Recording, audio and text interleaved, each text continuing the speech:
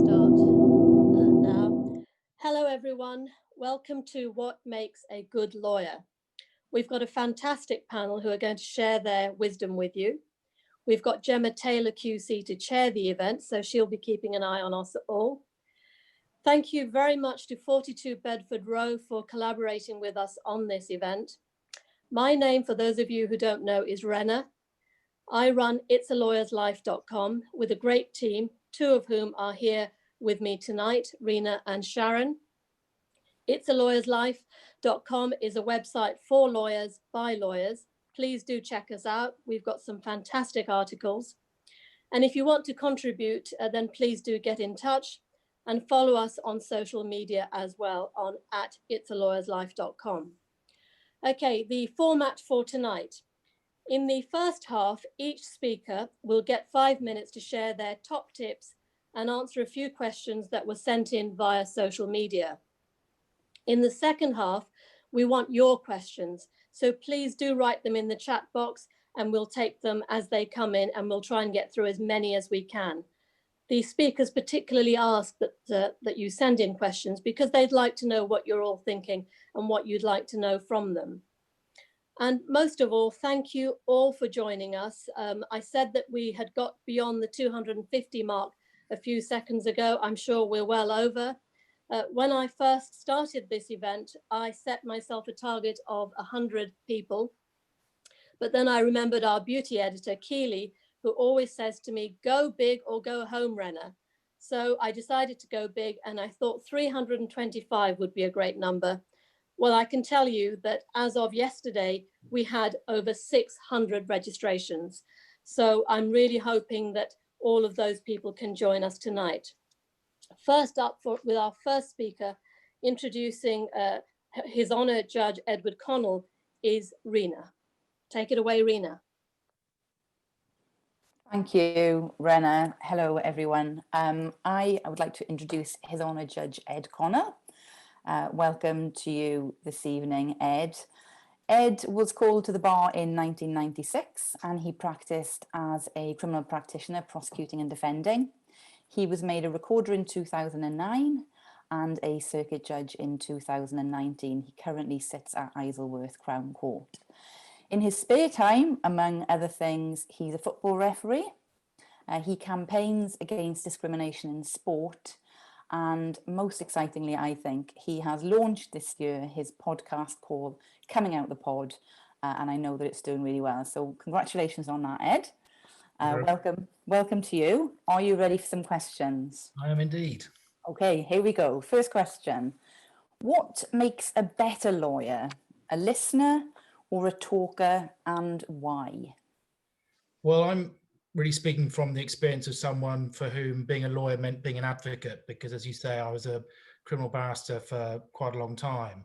And for me, the best lawyers are both good talkers and listeners. And the very best lawyers are both good talkers, listeners, and have great observational skills as well. And obviously it goes without saying that to be a good lawyer and to be a good advocate, you have to be able to speak well and coherently and be able to convey your argument. But it's really important to be able to listen as well. And it's interesting, since I started sitting and whilst I've been doing advocacy training, lawyers I see often forget to listen. They're so caught up in the notes they've made about what the questions they have to ask or the case they have to put, that they don't actually listen to the answers that have been given to them by witnesses. And often they miss very important points that they can pick up on.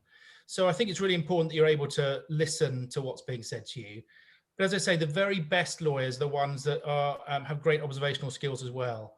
Because I've noticed from the perspective of sitting as a judge, that you see the body language of witnesses. We encourage jurors to look at witnesses because it's important to assess how they say things as well as what they say.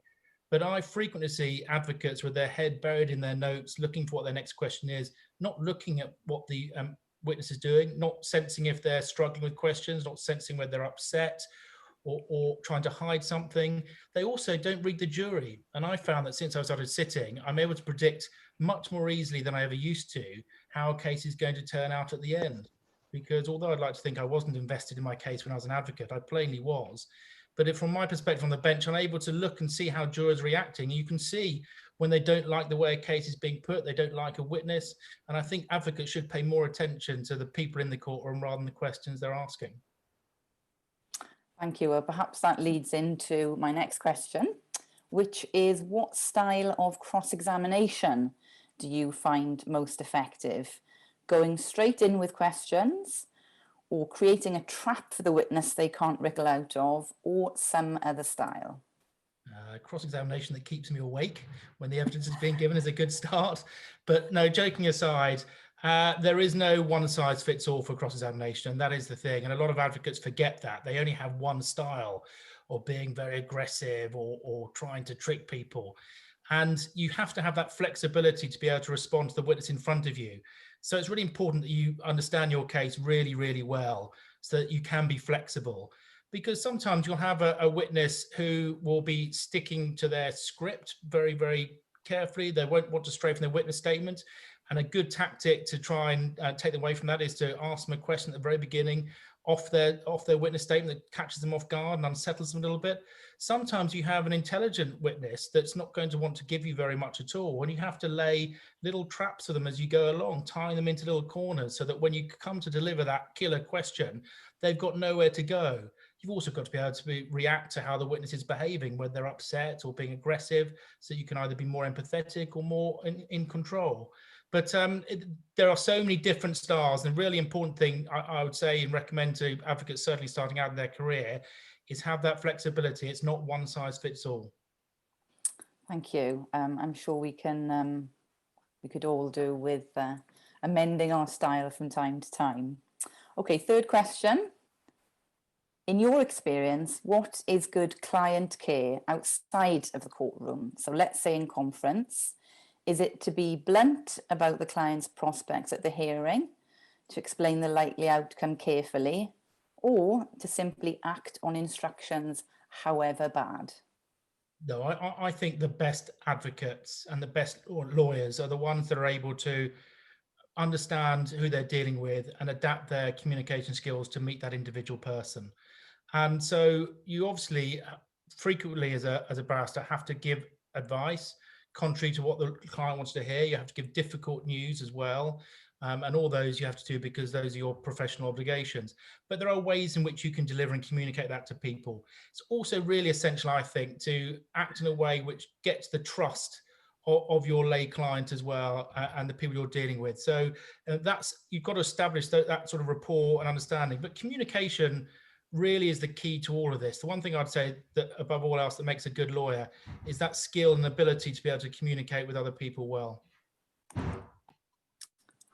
That leads us into my last question for you for now, which is, what are your top tips for our audience? I would say, I think I probably have two tips. One is a very practical one and one is a very general one. The very practical one is when you've had a witness that's given evidence that you like their answer, please don't ask them any more questions about it, because I will promise you that if you try and firm up that answer to make it better, 9 times out of 10, the witness will suddenly become alive to the fact that they made a point which isn't good for them and is good for you, and they'll row back from it, and it's disastrous to watch. And sometimes I've seen strong cases fall apart just because someone's tried to make that point more than once. And I think just on a general level, I think my other advice would probably be preparation. There really is no substitute for good preparation. And I was trying to think over the last few days in anticipation of tonight, what is it that makes those really good advocates stand out? And it's the fact that they've prepared their case so well in advance, that they're prepared for every eventuality. They're able to answer every question. They're able to respond to anything that happens. And that simply comes as a result of very hard work. Well, thank you very much. I'm going to take that as number 1, shut up, and number 2, do your homework. So there we are. Thank you, Ed, for now. Please stay with us, but I'm now going to hand over to Gemma Taylor, Queen's Counsel, who's going to introduce our next speaker. Thanks, Rena. And welcome to Joanna Hardy, who is a fabulous young criminal barrister. We're very pleased to have her with us to give us a perspective from the young bar. She is an absolute star. And I'm quoting from the Legal 500. She's also been profiled in the Evening Standard of all papers as one of the most influential people in the law and order category in London. She has an amazing Twitter following, and even I, as this old hack, read some of it yesterday. It's fascinating, and it's wonderful to see the energy she puts into promoting diversity and the controversial issues at the bar. So I'll shut up now and ask you some questions, Joanna. The first one, given your profile and your Twitter following, what do you think are the good qualities of a lawyer active on social media, and what should be avoided? Gemma, thank you so much for such a generous introduction, and thanks to everyone else for having me. In response to that question, I think that lawyers on social media is a bit of a phenomenon that we weren't really ready for. But I do think that lawyers, in theory, should be very good at social media. We should be very capable of being persuasive, of being accurate, of being pithy, and of being informative.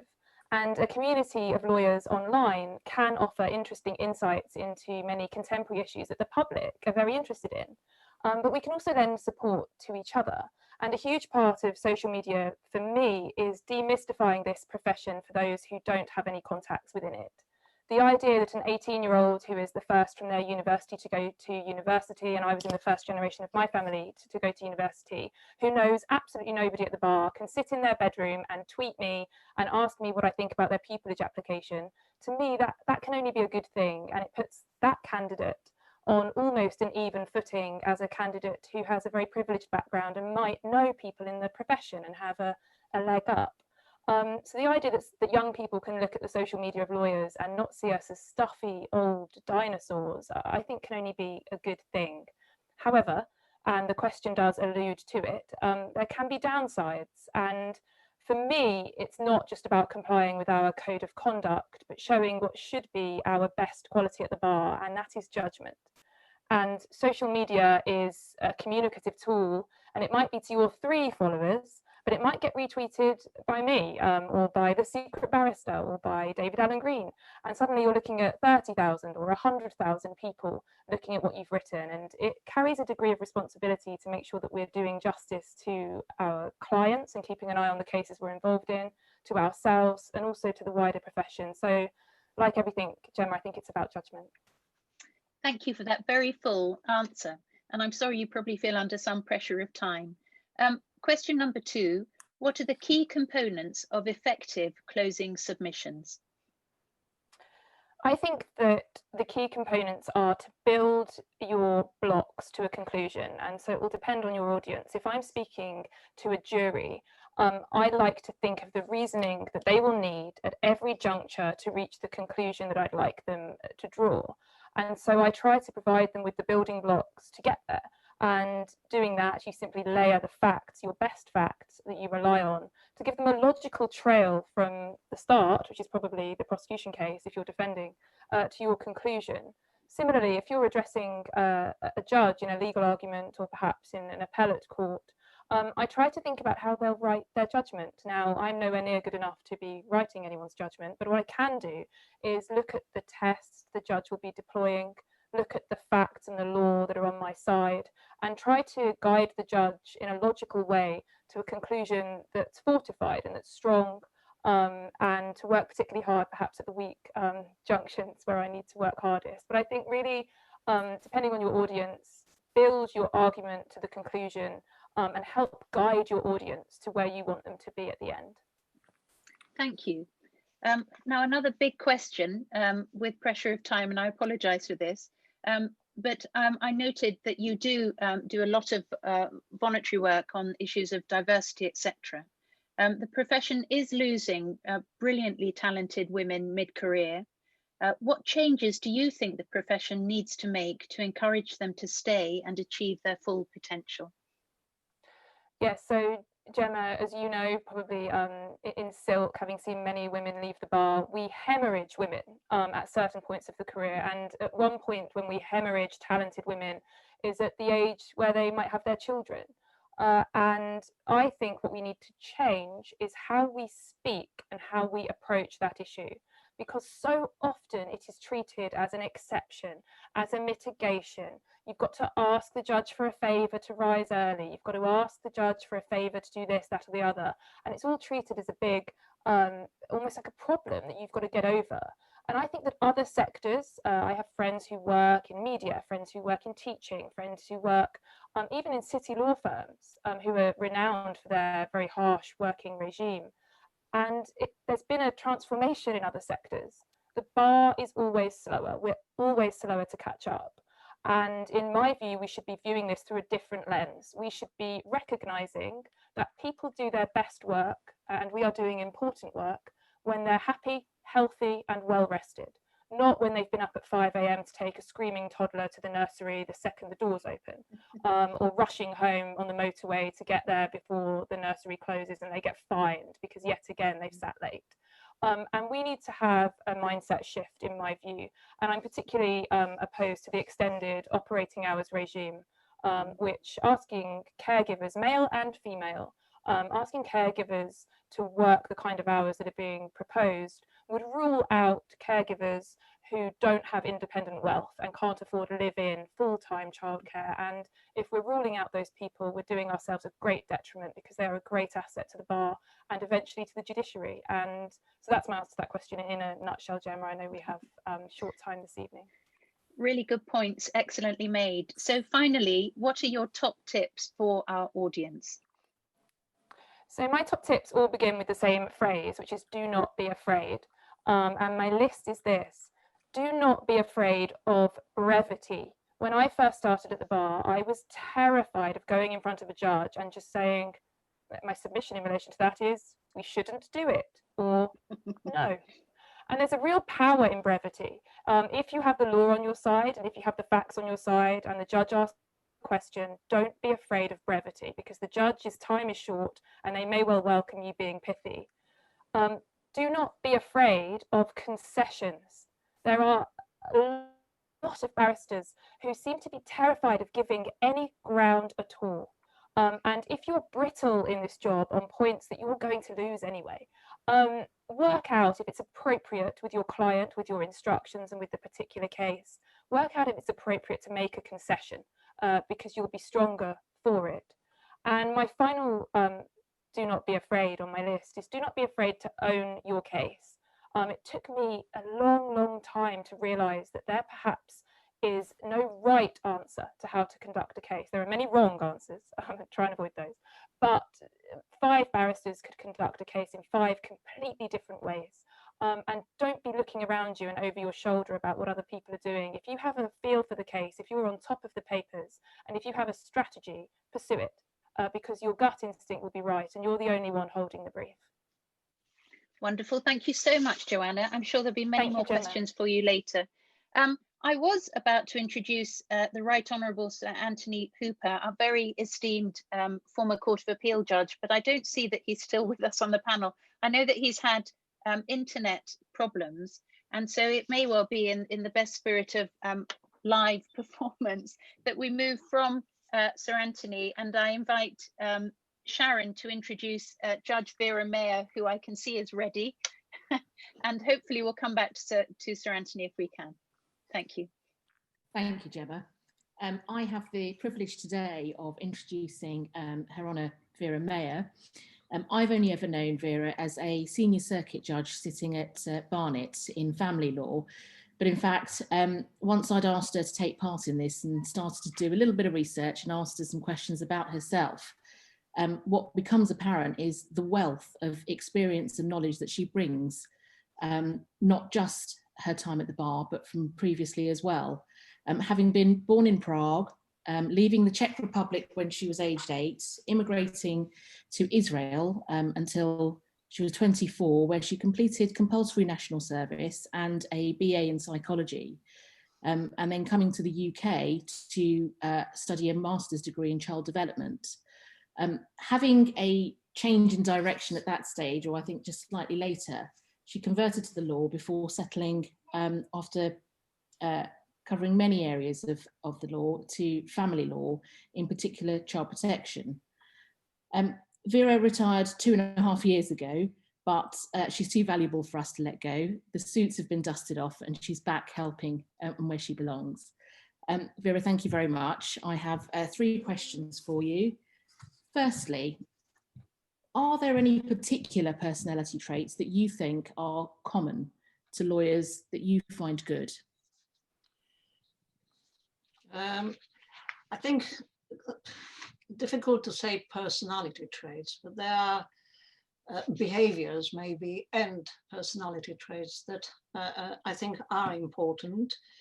Not in the order that I put them, in any order.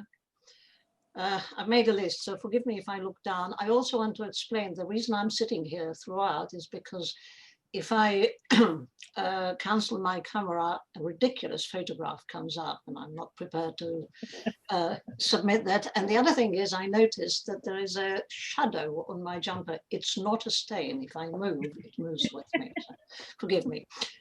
Anyway, I think the following traits I would say. Firstly, ability to absorb and assimilate information quickly, especially if you are a court lawyer, an advocate.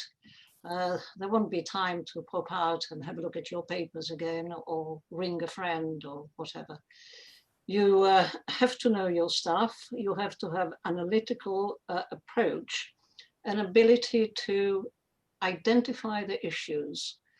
I will perhaps come to what the judge has to do when I give you my tips. But it's already been said by Joanna and by Ed Connell. Don't think that being long-winded is necessarily helpful. You shouldn't like the sound of your own voice. You should really be succinct and brave. You should be thick-skinned, because there are judges who maybe they got up on the wrong side morning, who may go for you sometimes about your performance and sometimes about you personally. Don't take it to heart, just get on with your job.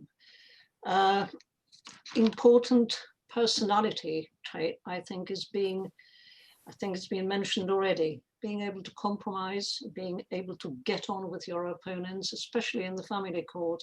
The cases are so difficult, the issues are so painful sometimes.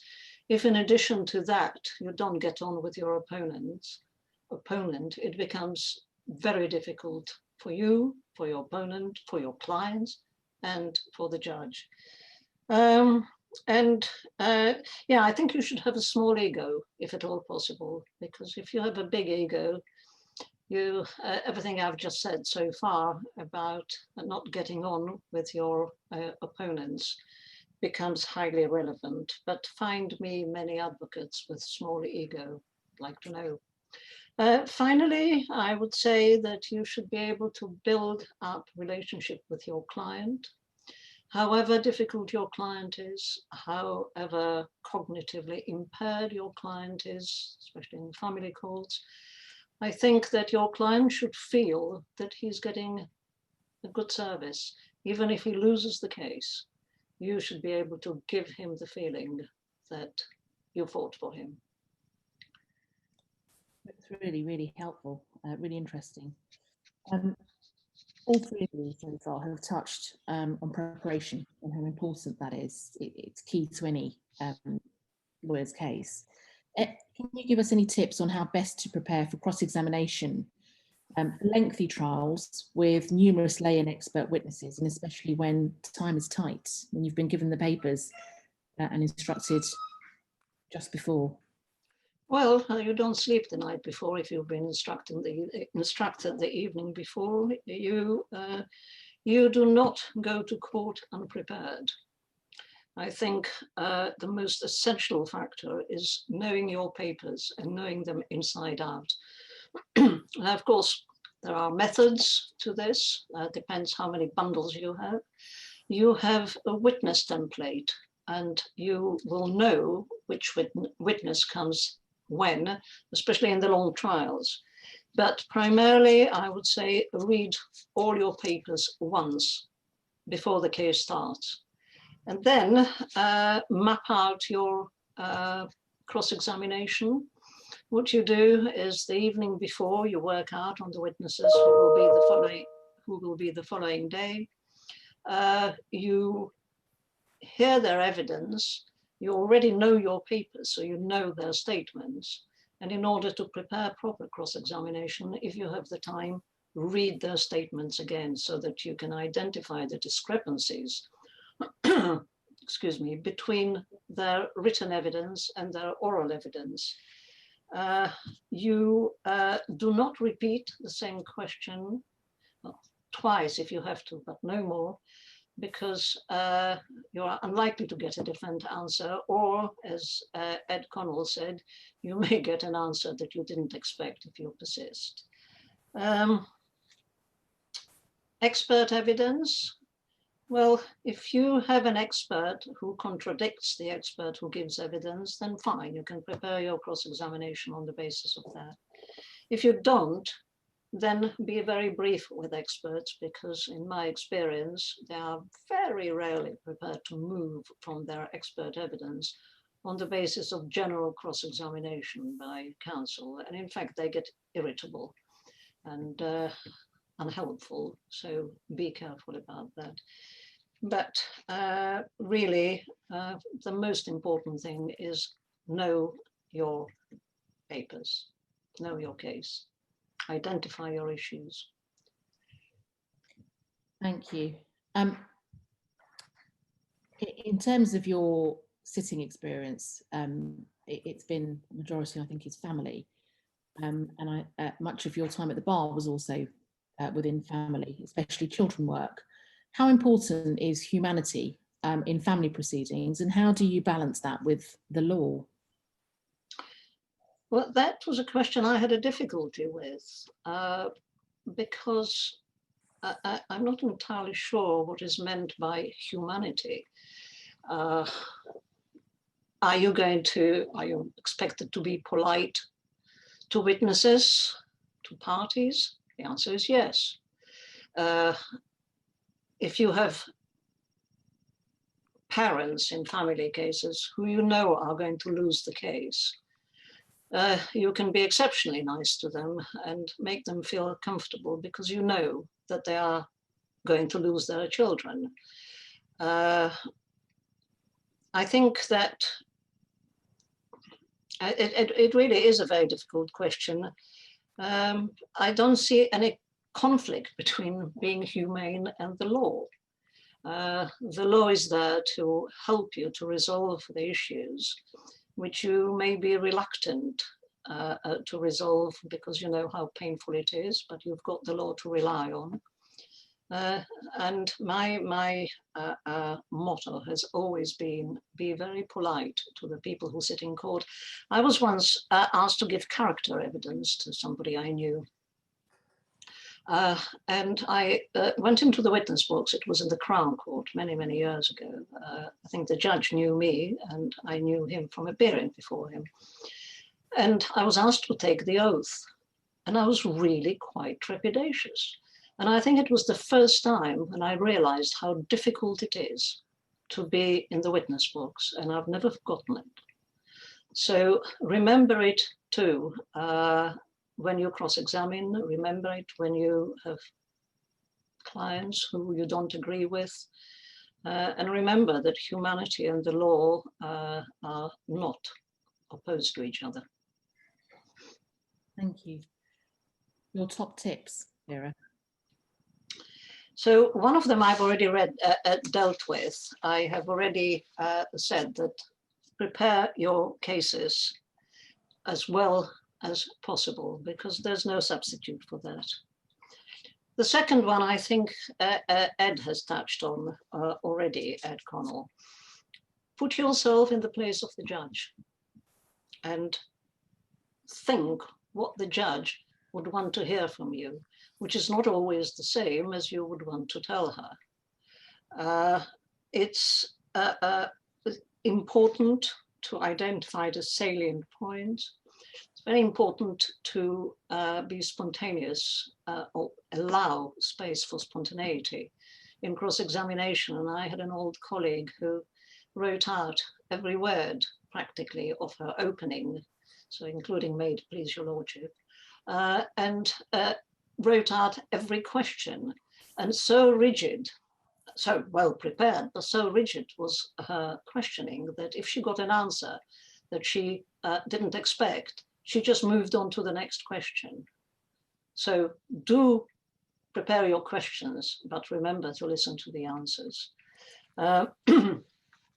And finally, my hottest tip is know your judge. I think it is important, it comes with experience, but you can listen to gossip in chambers as well, or in your office. You should know how much the judge would have been likely to have read, so as not to repeat too much unnecessarily. How impatient is the judge, how much they interrupt, how much they mind if you stand up to them. And really, you believe me, you conduct different, the same case differently in front of different judges. And I think those of you listening to this and who have experience will probably vouch for it. I have an example that I thought of in North London County Court many years ago. There was a very nice judge and a very good judge, but he used to get very frustrated if he couldn't get away by about 11:30 in the morning. So this was the time when I was doing a lot of domestic violence injunctions, as they were then called, DVMPA. And it was, "Good morning, Your Honour. Good morning, Miss Mayor. Miss Mayor, I've read the papers and I'm not going to grant your application." "Well, Your Honour, in that case, I'll have to call some evidence." "Oh, well, Miss Mayor, you can have it." So know your judge. It's very, one small example, may I, Sharon? One more. I, for example, don't allow examination in chief or any professional witnesses because they've all filed statements, reports, and so on and so forth. So if you know you come before a judge like me, you prepare your cross-examination without knowing or thinking that you have the leisure of an hour's examination in chief. So it is important and it works. I think these are my tips. Extremely helpful, thank you. I know you. And I'm not moving, I'll sit very quietly. But that's fine, thank you, Vera. I think I'm then meant to be introducing or asking Rena to put some more questions. I think we're not, Sir Anthony hasn't come back on. So Rena, I think you're going to put some of the questions from the attendees tonight to the panel. These are actually questions that we got in via social media. So these were sent in before the event. Joanna, if I can bring you back, a question from Sian Smith, who is a barrister. She asks, can I be a good lawyer if I feel overwhelmed and inadequate at times? Oh, that's such an interesting question and quite an honest question. I think that we all feel like that at times is the answer. I have times at the start of a case when I pick up the papers and I have no idea how I'm going to get to the end of the case and salvage my way through it. And the answer is that you always do. The practical answer to that question is that this is a job that is really difficult, and depending on the area of law that the person who's asked the question is thinking of going into or is in at the moment, essentially law is about human beings in dispute with one another. I work in criminal law. I know that other panelists have family law experience, and they can be particularly brutal because really at its heart, it's often the business of human misery. And so what you really need to do before you come to the bar or before you encounter a particularly heavy year or heavy time is really build your support network and really build your hinterland. It's very important, in my view, to have friends outside of the bar, to have relatives who you can turn to, and to make sure you have downtime. We all have those trials where we work all night, We all have those trials where we work for 6 weekends on the trot, but make sure that after those times you take care of yourself, because you are essentially somebody's representative, and if you're not looking after yourself, you can't really look after other people. And so I think the answer to the question in a nutshell is don't be ashamed of feeling that way. It's a difficult job. I think the days of the bravado of the bar and saying, "Oh, I'm great, I'm fine. I've done 15 back-to-back child sex abuse trials and I could do 15 more," that kind of nonsense that kind of stained the bar when I arrived. I hope those days are gone, and I hope we can start having honest conversations about the fact that we deal with difficult subject matter in difficult circumstances, often for low pay, and it often imposes a stress on the individual and on our families. And once we start recognising that, we can start putting in place measures to counter it. So don't be ashamed, talk to people, and rely on your support network during the difficult times. And I wish you lots of luck. Brilliant. Thank you, Joanna. Can I call Ed Connell back? Joanna, don't go away. Stay with us, because there are some questions that I want to put to all three of you, and hopefully Sir Anthony will be able to join us at some point. Ed, can I ask you a question that has arisen from quite a few people? Advocacy in the time of Corona. What advice and tips do you have about all these remote hearings that we're doing? We keep hearing how exhausting they are for people, how they don't feel connected with their clients. So what advice and tips do you have? And I'd like Vera and Joanna to also consider that once Ed is finished. Well, I've always been one who was very keen that the profession and the law embrace technology, and the criminal courts have been lagging behind. And who in the criminal courts had heard of CVP in March of this year? Now it's become my daily diet of work. In fact, this week, as I have done in recent weeks, I've spent all day, every day, conducting CVP hearings.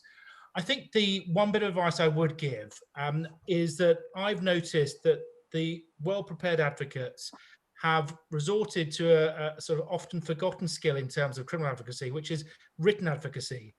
From a judge's perspective, all our hearings effectively get a 30-minute time listing. And by the time we've got someone's Wi-Fi connection working and told somebody how to get their microphone on, and then we finally got the prison to connect, we've got about 15 minutes left, in which time I'm expected to hear a case opened, mitigation, and then sentence. And in the past, I'd have had the opportunity to rise, to consider the submissions, to draft my sensory remarks. We no longer have that, unfortunately, and it all has to be done pretty much as quickly as we can. So the best advocates prepare written submissions in advance, which they upload to the digital case. That means when I prepare the case in advance, I can look at what they're going to say in their submissions. It means it doesn't matter how bad the Wi-Fi connection is, I've already got their points on board. And I know some barristers are concerned because they think, oh, well, my client's not hearing me say all these points of mitigation in their presence. And I always make it abundantly clear to the clients how their very diligent advocate has uploaded in advance all the essential parts of their mitigation, which I've read and had an opportunity to take on board. And that's why they don't have to repeat them in court. And it just makes the job of the judge so much easier. So I would welcome the submissions in writing. And also, as has been said by the other panelists this evening, there's a real art in brevity. And I think what has been good about the COVID era is that everybody's realized that time's at a premium. You can't give lengthy, wordy submissions. You've got to be to the point, and I welcome that. And Vera, what advice would you give? It's I don't sit full time, as you know. I'm retired, and I've been doing a variety of remote and hybrid hearings. Hybrid hearings, you have usually the parents in court with their lawyers, with their interpreters, and all the experts, the social services, guardians, experts, remote. Otherwise, you have everybody on the phone. And I am finding it extremely difficult because of the nature of the cases. People are often unrepresented because, as you probably know, maybe the young students don't know yet, but legal aid has been removed from virtually all private law work. So unless you are a person who is complaining about domestic violence, you are without legal aid. and you're sitting on the phone, and you have two people unrepresented. Some of them don't even speak English, and they don't happen to have an interpreter, and you're supposed to do justice. I personally, I'm quite an experienced judge. I find it very difficult. I think that I don't have any advice. Unlike in Ed's cases, I can't have submissions from unrepresented litigants. Of course, in public law cases, everybody is represented, and a public law being the local authority intervenes. And then you are better equipped to deal with material. And the answer is the more you have in writing, the better. But it's extremely difficult. I did briefly see Sir Anthony. Yeah. Sir Anthony, are you on? I don't know. Am I? Can Hello. you hear? Yes, we can hear you now. Sir Anthony, welcome Listen, back. listen, before I start, can I just apologize to everybody? I won't go into all the complications, internet down. Forgive, I really apologize. Anyway, here I am.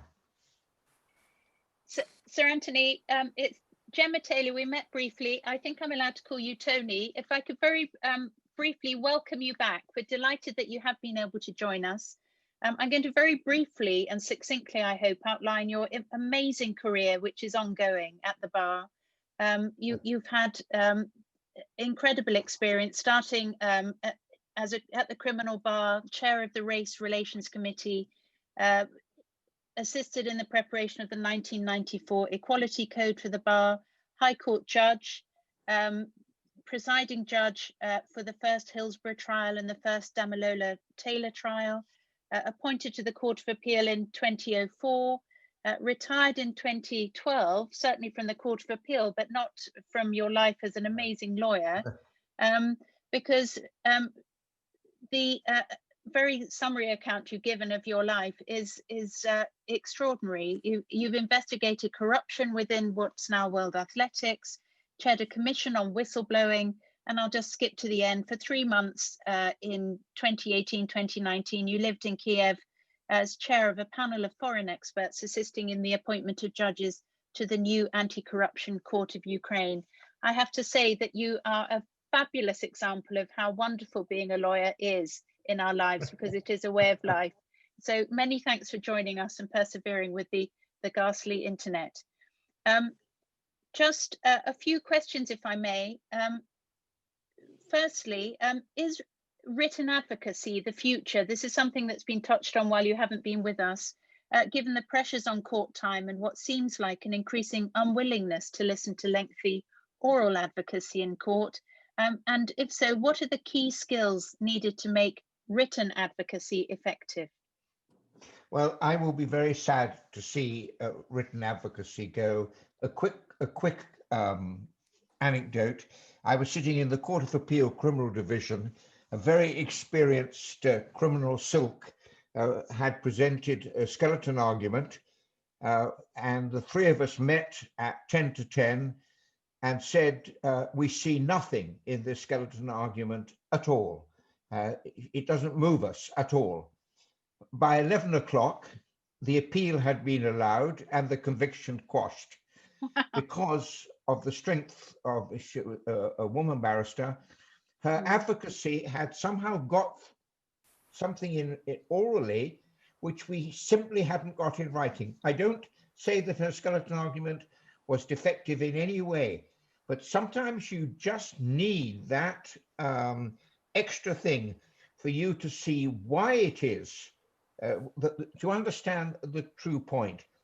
Now, that said, I'm not a great believer in very lengthy oral argument, and I think judges are right to require skeleton arguments for what they're going to, what the person is going to say. And I think the judge is right to limit the person to the points which, on the face of it, seem to have some force.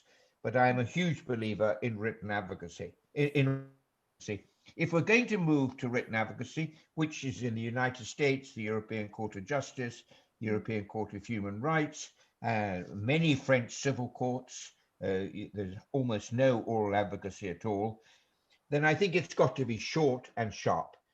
I don't think judges have that amount of time to read 20, 40, 50 or 60 pages. You've got to make the points very briefly because we're very busy. I mean, as a Court of Appeal judge, I worked harder probably than I ever did at the bar. And time is limited. So you've got to make the points very quickly. But I would be very sad to see oral advocacy go.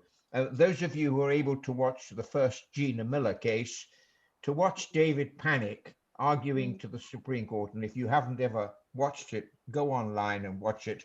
That is 5-star class advocacy to which we would all love to aspire. Hear, hear.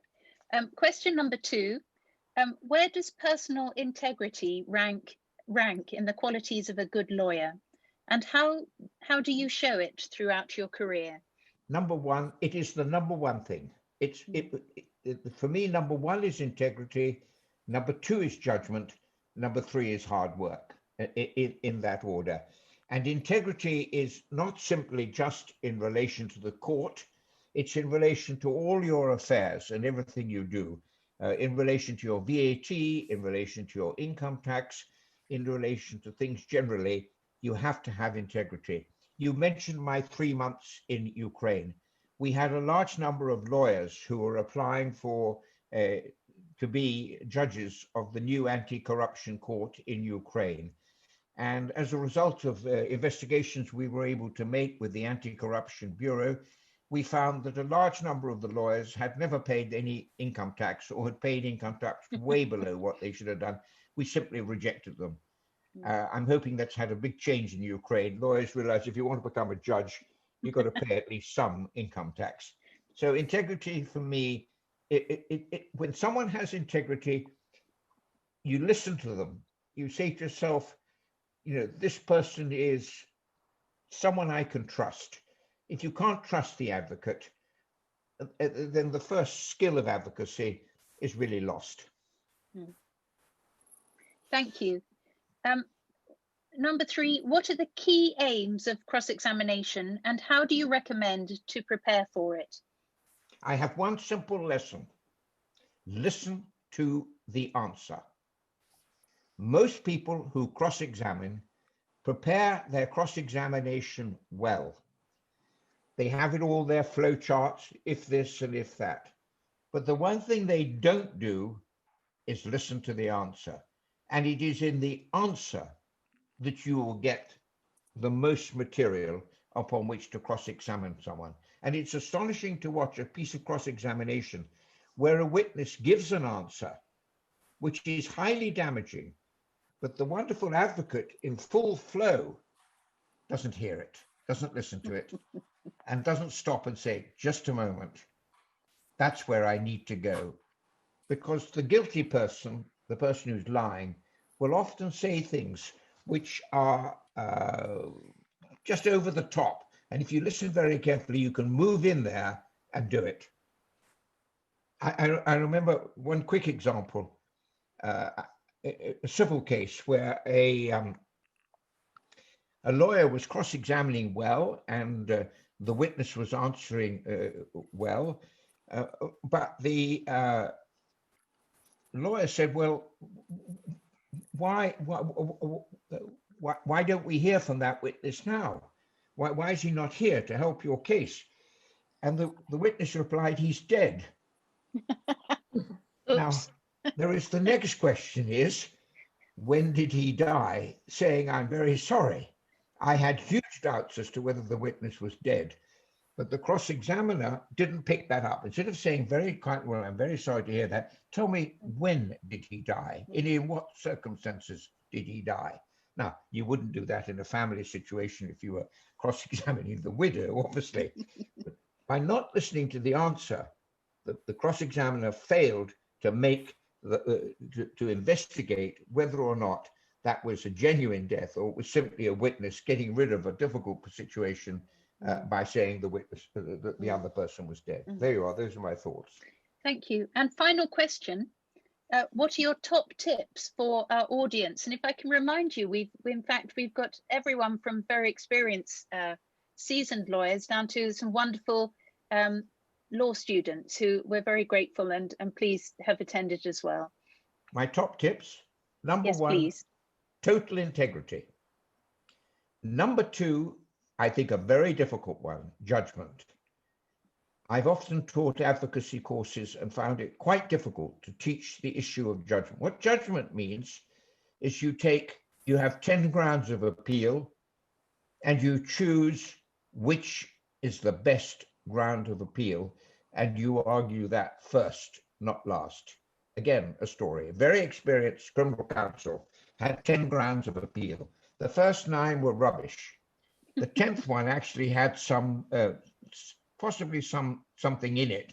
By that time, the court was completely exhausted and the appeal was never allowed. It just ran away. So judgment means choosing your good points, not 20 points, but as few points as necessary.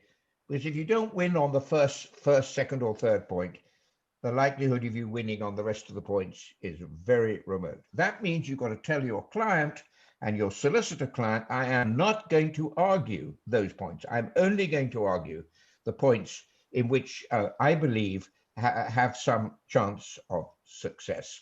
And the third one, which I'm sure everyone has said over and over again, it's a huge amount of work. Preparing for a trial, a lot of time out of court preparing, but everybody knows hard work is essential. I haven't put brilliance in there because I'm not sure that brilliance is all that important. What is important is integrity, judgment, and hard work. Those are wonderful tips. Thank you so much. Very grateful, Tony. And All I'll right. pass Tony, back to Raina. Tony, I have one question that's come in particularly for you, and that is top tips on appellate advocacy. What impressed you when you sat? Yeah, I think it's really the same again. There cannot be 10 grounds of appeal. I mean, that normally. There can only be 1, 2, or 3 grounds of appeal.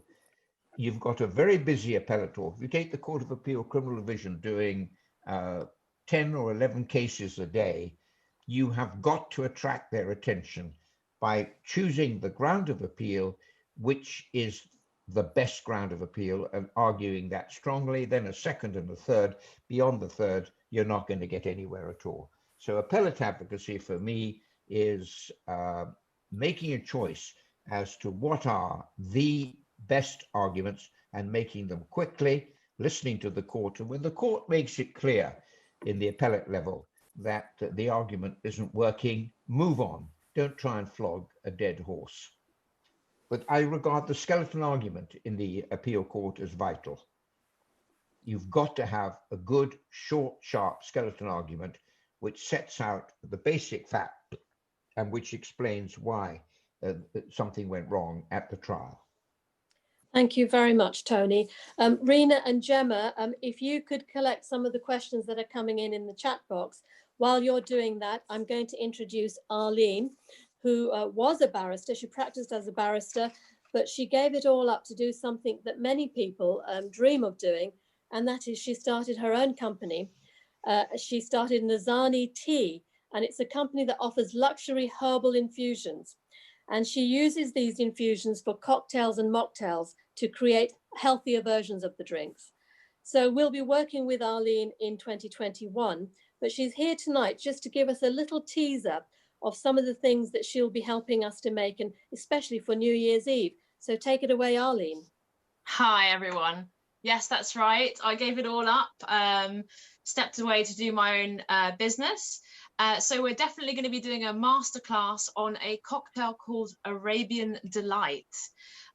Really fantastic. It's a bit of a winter warmer, absolutely perfect for New Year's Eve. So we'll be uploading a video for that. And also in dry January, we're going to be doing the alcohol-free equivalent called the Arabian Sunrise. So it'll be for dry January, and that's a mocktail.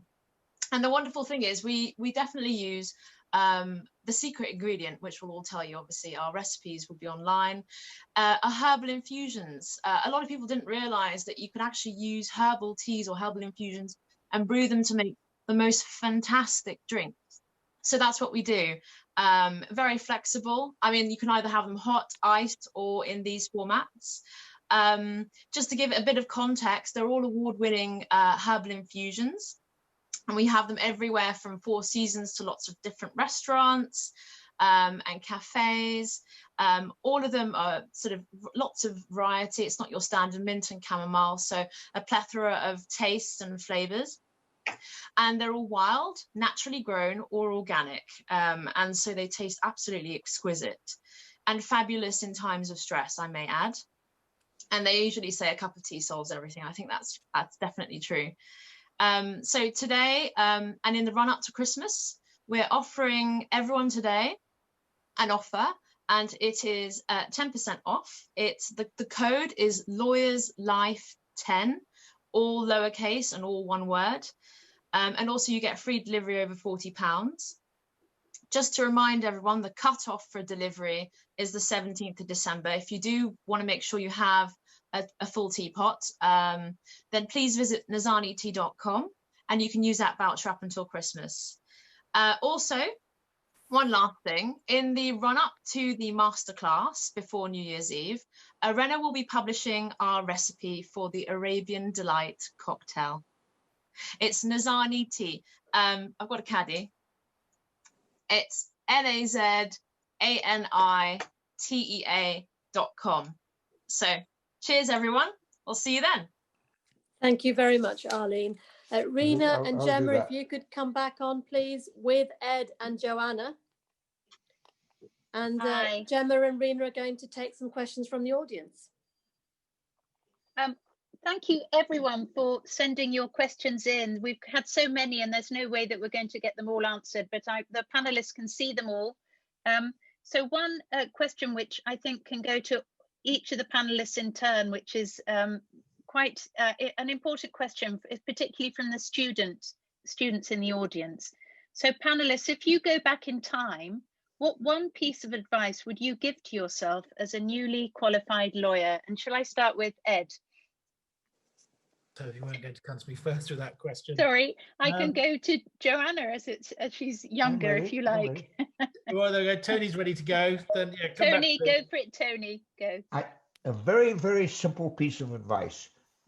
Watch how other people in the cases that you do examine and cross-examine.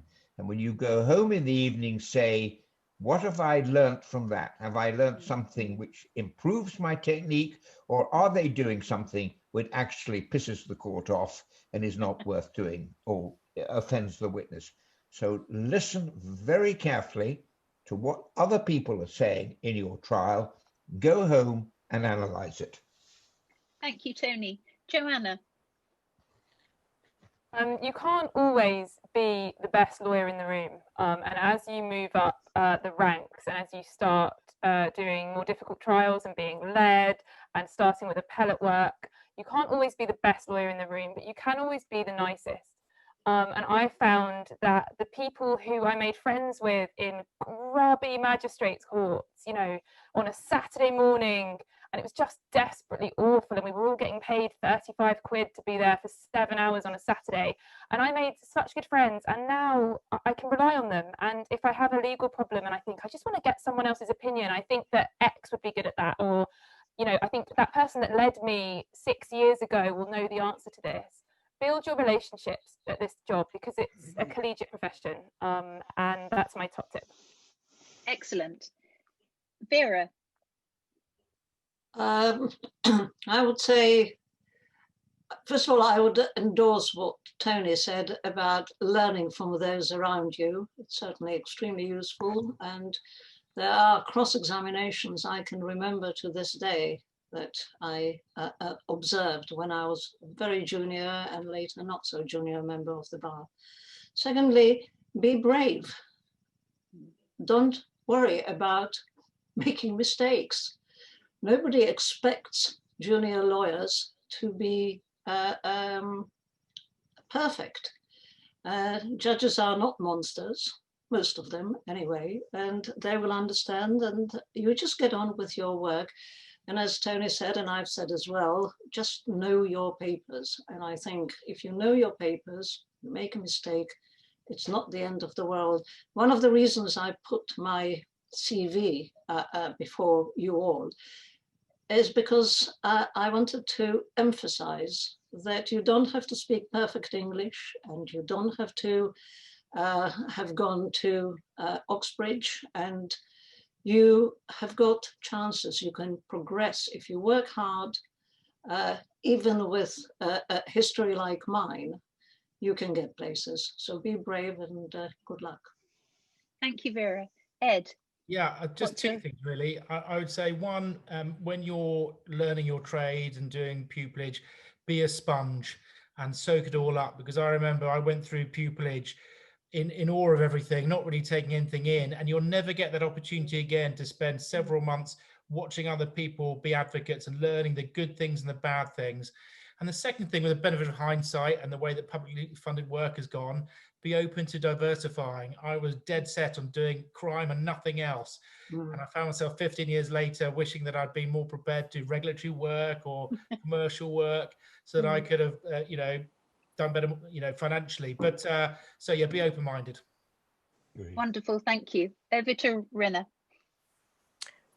Oh, Rena or Rena? Rena, sorry. I'm going to take over, Rena. It's all mine. It's all mine. Okay, I'm going to ask all of you this question as well, actually. I really like this question, so I'm very interested to hear your answers. The question is this: can you describe your most oh no moment as an advocate and how you managed to make a recovery in this situation? So I'm going to go to Tony first. You're bound to have at least one good example here. That's a very, very hard question.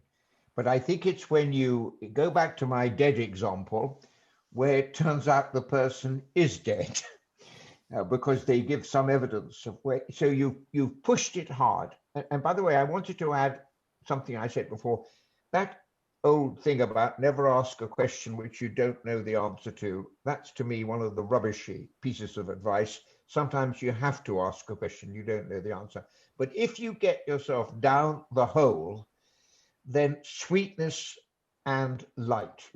And I suppose my example of that in my own career was a trial at Southwark Crown Court where I was prosecuting 17 very serious drug dealers, and it was a very hard trial. And all the defense counsel invited me to a Christmas lunch, which was going to involve port and other things. And I said, as long as you promise not to call a witness this afternoon, because the defense case was on, I will come and enjoy, for the first time, I will come and enjoy one of your Christmas lunches. Well, I did, and I drank too much port, and they then did the dirty on me, and they called a witness. And I became unusually aggressive for me in my cross-examination. And I realized what I'd done. And the next morning I said to the witness, I have to apologize to you for my behavior yesterday. They were convicted still. Well, that certainly sounds like an oh no moment to me. Vera, could you share perhaps an example with us, please? Can I go last, please, because I'm still thinking. Oh, you certainly can. That means I've now got two prey in front of me. And I'm going to choose you, Ed. Well, I was just remarking on WhatsApp to Joanna that I've had so many of those moments. It's difficult to remember individual ones. But it did make me think, rather than sort of telling an individual story, which would be far too embarrassing. I used to be, when I was growing up, I used to get embarrassed very, very easily. And my complexion meant that when I got embarrassed, it showed very quickly because I'd go bright red. And the one thing I've learned that you have to have if you're going to be a criminal barrister is a thick skin, and you've got to be robust. And when things go disastrously wrong, you've just got to pretend that that's what you're planning all along and laugh it off and keep going. And if you do that, more likely than not, other people will probably not even notice the big gaffe you've made, especially your lay client. So just build up a thick skin, it'll help you do the job. Perfect, thank you. Joanna. So my big oh no moment was a horror show. It's like the thing that you just dread. I conducted a Crown Court trial and I was very, very junior, and something had happened in the trial that was completely bonkers. It was just gone completely wrong. It wasn't my fault. And I thought, this is a really good ground of appeal. You know, not often do we find really good grounds of appeal. And so I worked super hard drafting these grounds of appeal. You know, I just made it perfect, just sent it off, got leave straight away from the single judge. And I thought, oh my gosh, I'm really onto something. I'm going to have this, my 20 minutes in the Court of Appeal. And then I started getting emails from the Court of Appeal Criminal Division office saying things like conjoined appeal, and we are convening a special court. And what had happened is I'd hit upon this point of law that I won't go into in relation to inconsistent verdicts with jurors that had been happening in some other cases involving counsel who were a lot more seasoned than I. The CPS drafted in senior Treasury counsel to prosecute the appeal, and some of the other appellants were represented by very seasoned silks. And I turned up, you know, with my brand new bands. I'd gone and bought new ones because I thought that would impress the Court of Appeal. I had a new jacket on. And I was just so frightened. And I remember my sweat when I was holding on to those old benches in the Court of Appeal Criminal Division. You could see my handprints. And one of the silks just said to me, you know, just go for it. Just have a crack. And I got through all my submissions, and I'm sure she wasn't telling the truth, but the silk at the end, she was like, you were our man of the match, even though I was sort of like a child, basically, at the back. And so my oh no moment is that, because I thought, you know, I'm going to have this manageable 20-minute hearing, and it turned into this absolute saga involving the brightest and the best and me just having a go. And so I think my lesson from that is have a go, because you'll make friends. The senior people in our profession will back you, and even if you're rubbish, they'll tell you you're good. And, you know, just have a crack, because we do so much in this job, and when you finally get to a precipice, you can't freeze. You have to just do your job and do what you thought was right. And so that was my oh no moment, and it was horrible, and sometimes I still wake up at night shivering. Thank you very much. I'm sure that the compliment to you was sincere. Vera, has anything sprung to mind? I know I've had so many. Probably I can't think of one, but I can tell a very short story. It wasn't an oh no moment. It was just puzzlement. My very first, I think, jury trial was transferred from Inner London Crown Court to the Bailey. And it was tried by no less than the then Recorder of London. I'm sure Tony would have known him, James Miskin. And it was a pretty straightforward theft case. The jury went out, and the clerk came over and said, the Recorder of London would like you to come and have tea with him. So my opponent, the prosecutor, and I was defending, went in and sat down, and Sir James said, now, the tea was brought in on a tray, and he said, who's going to be mother? Oh, now, I, newcomer to this country, I had 2 children by then, but I don't know what he was talking about. So I sat quietly. My opponent, who was a male, didn't move either. And so James said, well, are you going to pour the tea? Well, I learned afterwards that when he said, who is going to be mother, he meant who is going to pour the tea. I've never seen him again, luckily, and he never saw me again. But it was pretty embarrassing when I found out. Did you pour the tea, Vera, or did you not? I poured the tea, probably wrongly, because I wasn't English, so, you know. Thank you, Rena.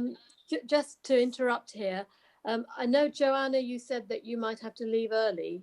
Are you okay to just carry on for a few minutes? I'm actually okay, yeah, unless you want to get rid of me, but I'm all right. Not at all. I would like to bring in, before Gemma and Rena ask any more questions, I would like to bring Sharon in for a special moment, Sharon. And also, Gemma, can you come back, please? Take it away, Sharon. Well, as a little thank you to the panelists and to our lovely chair, you shall all be receiving a little tote bag. And of course, I didn't check it on camera before, but what Lovely. It's a Lawyer's Life. Well done. Thank you very much. For the men, you will have a laptop bag as opposed to a tote bag, but they come with matching masks because of the bag. Can I I would love to say, can I say one thing more, and I promise to stay quiet, which I haven't been able to say so far. And that is, it is crucial as a barrister, you get to know, appreciate, like the ushers and the court clerk. It is absolutely crucial when you go into court that you speak to the ushers and you speak to the court clerk and you let them know what you're doing and how you're feeling for the day. Establish a rapport. I had a leader once who went one step better. He was the owner of a racehorse, and he gave the ushers a tip on a horse called Sergeant Eyre running at Newmarket about 30 years ago. And the ushers conveyed that tip to the jury. The jury won quite a lot of money and we were acquitted. Now that's probably going too far, but it was an accidental result of being nice to ushers. Thank you, Tony. Thank you so much, Sharon. The bags, incidentally, are beautiful. They're a beautiful fabric. Thank you so much to Sharon. She's so creative.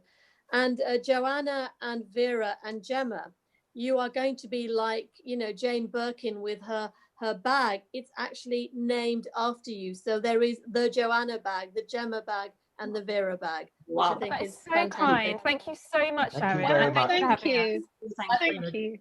Can I just say something looking at the chat comments that are in the sidebar? There's a lot of obviously sort of students who are asking questions about access to the bar and the like, and I know we're limited on time. I know that both Joanna and I are quite keen on sort of talking to people about access to the bar because, as she said, we're both sort of first generation pure grade university that didn't have legal contacts that had to find their way to the bar. And I think Joanna's involved in her pupillage recruitment, and I was involved for sort of 10 years at my chambers. I'm perfectly happy to take emails from people after the event. You're more than happy for you to hand out my email address, and I'll helpfully, if we can, answer their queries. Thank you. That's really helpful. It may even be another event. Who knows if there is call for it? There's certainly plenty of questions on it this evening. There's plenty of questions in the chat box, and I didn't even get through half of the questions I had. So it may well be that we need to do this all over again, guys, in the new year, which would be fantastic. But Rena and Gemma, are there any other questions at the moment in the chat box that you think the panel ought to answer before we leave? Can I answer one question which has been asked and has been raised, and it's about women at the bar, and especially for young students and young barristers. Rome wasn't built in a day. When I joined the bar in 1978, I think 10% of the bar were women. My chambers was a very liberal set of chambers. We were headed by Barbara Calvert, QC. It was one of the 2 or 3 liberal chambers at the time. And nevertheless, we had no maternity policy. I was the second in chambers to have a baby. We had to become door tenants, and we had to continue paying clerks' fees and rent of our minimal earnings. Gradually, things have improved. There is obviously a policy. Tony will know more than I do. I know about my old chambers. It takes time, but I would encourage those who are already in chambers to fight for your place and to fight for your rights. At the same time, to try and work very hard, because really, this is what it boils down to. If you can't do the work, you will not be appreciated. So it's a question of finding the right balance, but be encouraged. Things move. I think 40% of the bar now are women, and they go all the way up to the Supreme Court. There's one question that I need to put to the panel, which has concerned a lot of people who've written in, and that is that the criminal and family professions are not drawing, in their view, the best talent from the universities. And they want to know what changes are needed in the profession to encourage talented new people to apply for the legal profession, anyway, but then to come into criminal and family law, and then to encourage them to stay. So perhaps I can start with Tony and take you through the panel. It's very simple. Reform criminal legal aid. It's a complete scandal. That when I practiced at the criminal bar, the top silks at the criminal bar did everything. They defended, they prosecuted, they defended all cases. As soon as the new criminal legal aid rules started coming into effect, a whole host of senior barristers left the criminal bar. They set up very fancy chambers where they only do private work. You have where people who practice at the criminal bar, and I'm sure it's the same for the family bar, are entitled to be properly remunerated, and if they're not, the rule of law will suffer. Thank you. Joanna? I think that we need to look at barriers of entry into the profession. It seems to me that there are two main barriers. The first is financial. The bar course, even the reformed bar course, is very expensive. And for people from diverse backgrounds who might have already funded an undergraduate degree through loans, and they're loaned up to the hilt, the idea that they're going to conduct a course which costs, sometimes over £10,000 plus living costs, sometimes in central London, and then take on a pupillage at a very low rate, I think would deter people that don't have independent wealth. The second is contacts. I can't stress this enough. There's a lot of candidates who are fortunate enough to have Uncle Jim, who just happens to be a criminal silk, a leading set. And of course, Uncle Jim is going to read the pupillage application. And of course, Uncle Jim is going to conduct a mock interview. And I'm not criticizing that process, but it's not an even playing field. We are an odd profession. We're a bunch of oddballs, whether we like to admit it or not. We essentially run a training system that is akin to an apprentice scheme. Pupillage is a posh apprentice. That's all it is.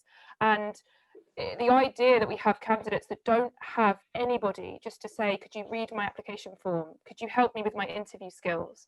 And the inns do a tremendous job.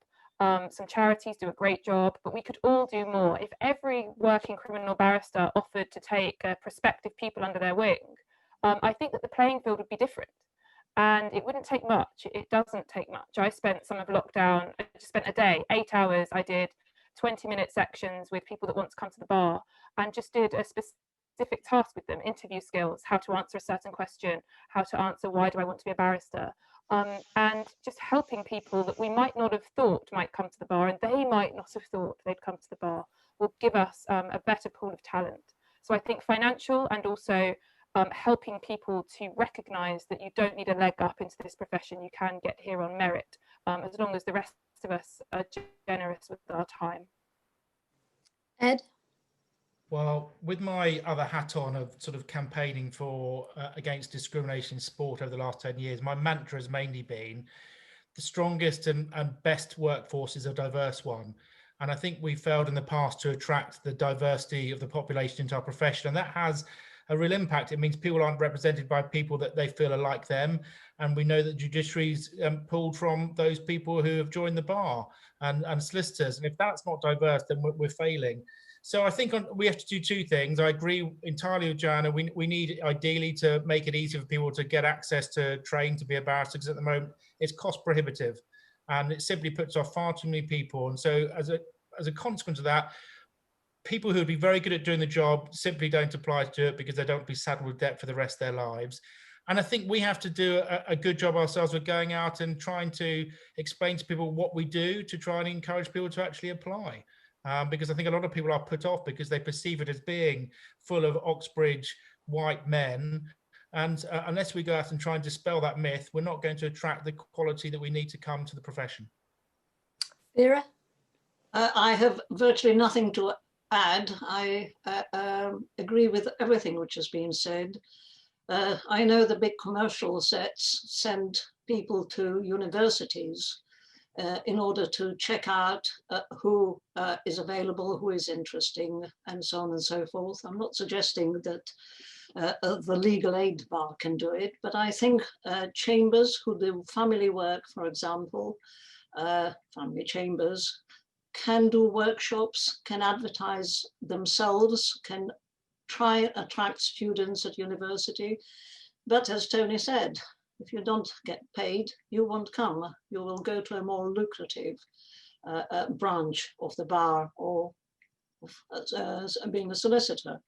So the legal aid system stinks. What they've done to family legal aid is, I think I would say criminal, but I don't want to mix my metaphors, they're not metaphors. But unless they start paying people better, the talented ones will not come to the legal aid bar. Thank you. Gemma, if we have one final question from you from the chat box and one final one from Rena, and then I think we have to wrap up.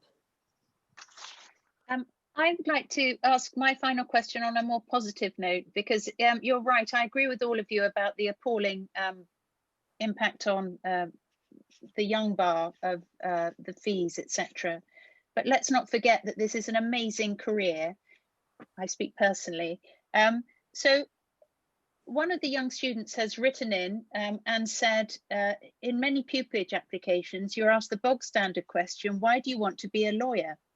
So each of the panelists, what are the most compelling reasons for recommending this fabulous career? I'll start with you, Ed. Well, we asked lots of those sorts of questions when I conducted pupillage interviews over several years, so I've heard a lot of answers to this. I think avoid the cliched answers or the sort of silly stories and try not to be funny. My answer, I think, when I look back to what I said, I'd identify what I thought was the skill set to be a good barrister. And I had tried to create a CV that matched that skill set. And it was difficult because I didn't have contacts and I had to work during my summer holidays, so I couldn't go off and do lengthy work experience.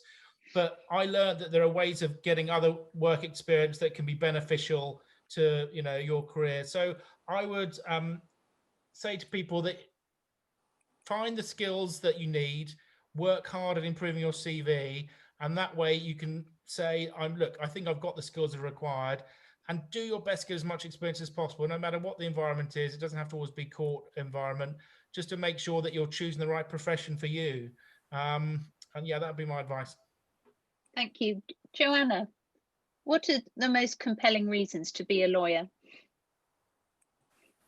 I think just picking up on something that Ed just said about some of your experiences as to why you want to be a lawyer, and sometimes the question is, why do you think you'll be a good lawyer? Slightly different branch of it, but I find comes from outside of academia and often outside of the law. And some of the candidates that I'm most impressed by are candidates who use experiences from outside of their studies. For example, I've seen application forms where people say, I think I'll be a good lawyer because it needs grit. And I've worked in my student union on an evening where I've had to evict the rugby team after a few pints. And I think to myself, yes, you're going to be able to go down to the cells at Camberwell Green with somebody withdrawing from heroin, and you're going to be able to show some grit and determination and authority. On my form, I said that one of the things I thought would help me at the bar, and you know it really has, is that I trained as a dancer, nothing to do with being a barrister at all. But what it taught me was to get up sometimes at 4 a.m. and work hard. It taught me that if you practice and practice and practice at something, you get better. And it also taught me how to lose.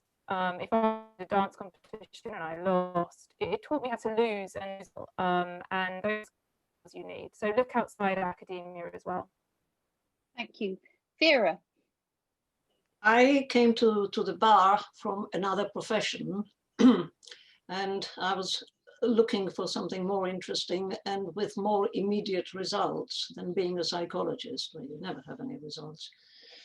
So a friend, solicitor, took me to the Knightsbridge Crown Court, as it then was, just around the corner from Harrods. And it was a Friday, and it was a mitigation day in front of his honour judge friend. Tony may remember him. And there was this girl, wig and gown, tall, blonde, mellifluous, fantastic voice. And I was listening there, my mouth was open. And I thought to myself, this is what I want to do. So from there to qualifying, there was a journey. But I will say in retrospect that it is the most fantastic profession. It's exciting. it's interesting. It keeps you on your toes. There's nothing like coming out of court at 4:30 in the afternoon after a good cross-examination. And if you are that way minded, when you feel you've actually helped somebody, whether it's a loser, whether it's a poor parent, whether it's anybody, that adds to your satisfaction. And I have never looked back, and I miss it, but in a very good way. I miss the memories. I don't miss being there full time, but it's a fantastic profession. Thank you, Vera. And Tony? Independence, independence, independence. Quite right. Thank you for that succinct answer. So final question from Rina. I'm just mindful of the time, actually. It's almost past. Do you want to wrap it up now, Rena, or do you want one more question? I don't think we can really improve the last question. It was on such a positive high. Okay, fine. Sharon, do you want to do the thanks, and then we do wrap it up? Oh, it's the 2020. Sharon, we can't hear you. You're on mute. It's the 2020 saying you're on mute. Hopefully not any longer. Well, what can I say? That was the most insightful, inspiring evening that I've had for quite a long time. I want to thank all of you panelists and to Gemma Taylor, Queen's Counsel, as well, for taking the time out to be with us this evening and to answer all of those questions and to give us the wealth of your experience. It's invaluable for those of us who have our own experience, but also those who are starting out as well. I also especially want to thank each and every one of the attendees that we've had all evening. It's a nice way for all of us to continue to keep in contact, to talk about the issues that are affecting all of us, but also to talk about the positives as we have done tonight. So thank you. Without each and every one of us, we wouldn't be able to put these events on, and I hope that there are going to be many more in the future. So once again, thank you, everybody. Can I join Ed and offer, if anybody wants to write to me, because I'm in the minority here as a family judge rather than as a criminal practitioner. But if anybody wants to ask any questions, I have time. I'm perfectly happy to answer. So you can have my judicial email. That's really generous, as all of you panelists have been. Much appreciated, I think, for many people. Okay, thank you so much Thank you to very everybody. much. It's been an absolute pleasure and delight. Thank you. So Thank I'm you. going to end the meeting now. Thanks. Bye. Thank you. Bye. Happy Christmas. Happy Christmas.